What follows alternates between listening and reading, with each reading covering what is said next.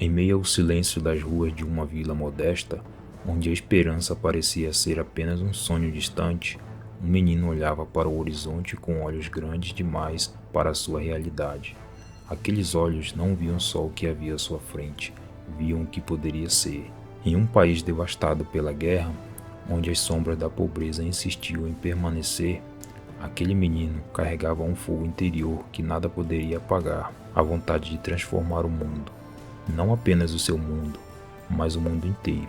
Esta é a história de Lee Byung-chul, o menino da vila que ousou sonhar grande e, com uma coragem quase lendária, fundou a Samsung, uma empresa que, nas décadas seguintes, se tornaria um colosso global, mudando para sempre a maneira como vivemos, comunicamos e sonhamos. Mas para chegar lá, Lee teve que atravessar desertos de dúvidas, montanhas de desafios e tempestades de incertezas. Essa é a história de uma jornada humana, feita de escolhas, quedas e recomeços, que prova que a verdadeira revolução começa no coração. No coração da Coreia do Sul, em meio a arrozais verdejantes e colinas onduladas, nasce Lee Byung-chul, em 1910, na cidade de Daegu. Filho de uma família simples que vivia da agricultura, Lee cresceu num mundo onde o ritmo da vida era ditado pelas estações e pelo trabalho duro da terra. As manhãs eram marcadas pelo som do galo, os dias passavam entre o cultivo dos arrozais e as noites se preenchiam com histórias ao redor do fogo. Desde pequeno, Lee absorveu valores profundos, o respeito à família, a importância do esforço e a perseverança diante das adversidades. Mas algo dentro dele pulsava com mais intensidade, um desejo imenso de conhecer o mundo além daquela vila, de ultrapassar a fronteira que o destino parecia ter traçado para ele. A educação foi para Lee a chave que abriria portas para esse mundo novo, diferente de muitos de sua geração que aceitavam o destino com resignação. Ele via o estudo uma promessa, uma ponte para o futuro.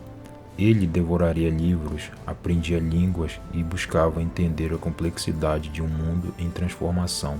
Naquela época, a Coreia vivia sob a sombra do domínio colonial japonês, um período de opressão que tornava ainda mais árduo o caminho daqueles que sonhavam com liberdade e progresso. Mas Lee não se deixou abater. Em seu íntimo, ele guardava uma ideia maior, construir algo que pudesse não só tirá-lo da pobreza, mas também erguer sua nação. O nome Samsung carrega uma simbologia profunda que reflete a ambição de Lee. 3 estrelas, 3 pontos brilhantes no céu que simbolizam força, brilho e eternidade. Era uma metáfora para a visão que ele tinha. Uma empresa que, apesar das dificuldades, poderia brilhar intensamente e resistir ao tempo. Com pouco mais de 20 anos, Lee Byung-chul deu seus primeiros passos no mundo dos negócios. Começou com um pequeno comércio de frutas secas e outros produtos básicos. Vendia para vizinhos e comerciantes locais. Era uma operação modesta, mas ele sabia que estava plantando a semente de algo maior. Esses primeiros anos foram um período de aprendizado constante. Lee enfrentou desafios comuns a todo empreendedor: a dificuldade em conseguir fornecedores, o medo das crises econômicas, a resistência do mercado. Porém, sua visão e persistência o fizeram seguir em frente. Enquanto muitos viam limitações, Lee via possibilidades. A vila que o cercava, mesmo com dificuldades, era uma escola viva de resiliência e criatividade. Ele observava as pessoas ao seu redor, aprendia com suas histórias de sofrimento e entendia que para transformar sua realidade seria preciso mais do que sorte. Seria necessário trabalhar, estratégia e fé. Ao mesmo tempo, o mundo fora da vila começava a mudar rapidamente. A Coreia do Sul passava por transformações políticas e econômicas, uma lenta, mas firme abertura para o desenvolvimento industrial. Lee percebeu que o comércio, embora importante, não seria suficiente para realizar seus sonhos. E foi aí que, com a mesma coragem que o fazia olhar para o horizonte, ele decidiu que a Samsung deveria crescer, evoluir e se tornar uma indústria capaz de competir no mercado global. Na década de 1960, a Coreia do Sul ainda respirava os ventos pesados das guerras que devastaram suas terras. O país estava entre o mais pobre do mundo, com uma economia frágil, infraestrutura precária e um povo marcado pela dor.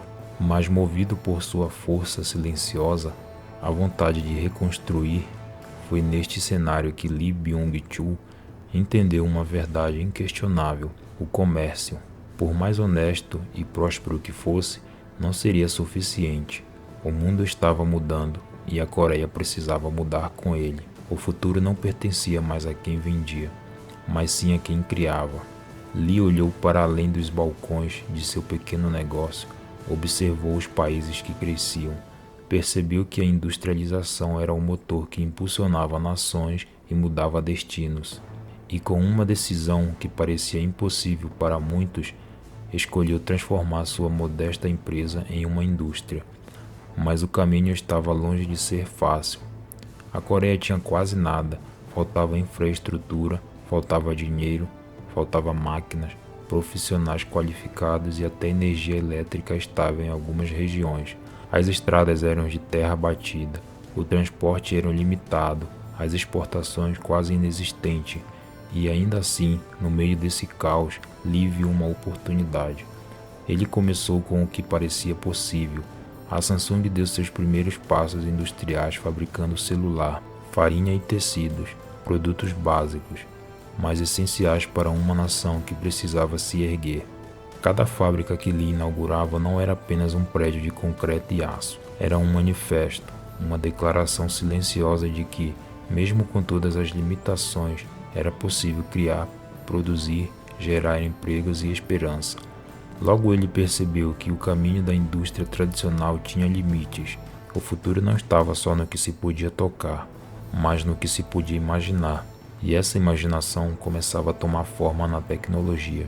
Inspirado pelos ventos da modernização que sopravam no Japão, dos Estados Unidos e da Europa, Lee ousou mais uma vez.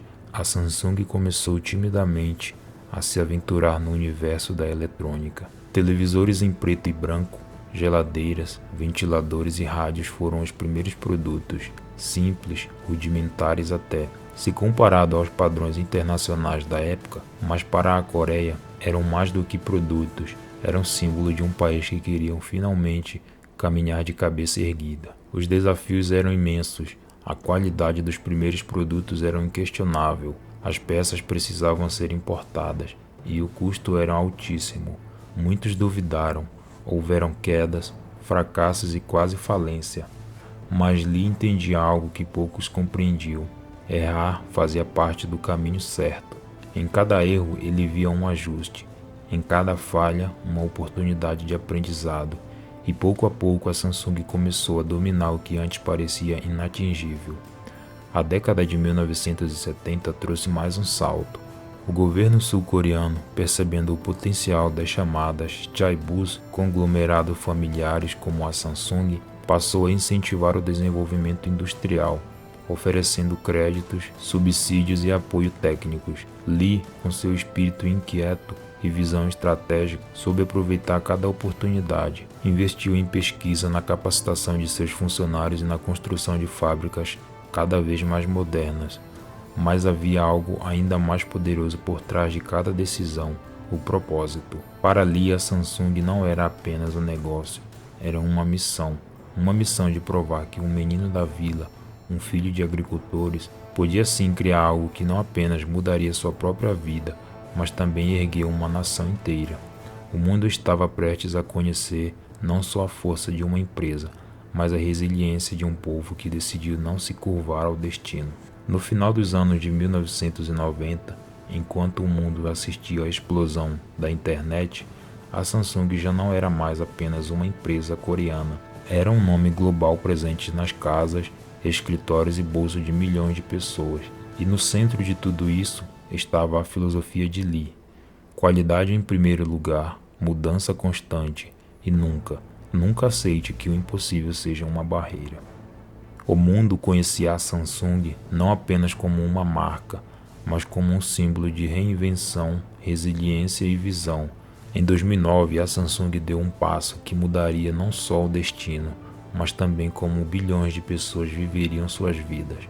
O lançamento do Samsung Galaxy era mais do que um telefone, era uma declaração de guerra tecnológica, uma aposta corajosa em um mercado dominado por gigantes como a Apple, que até então ditava as regras da nova era dos smartphones.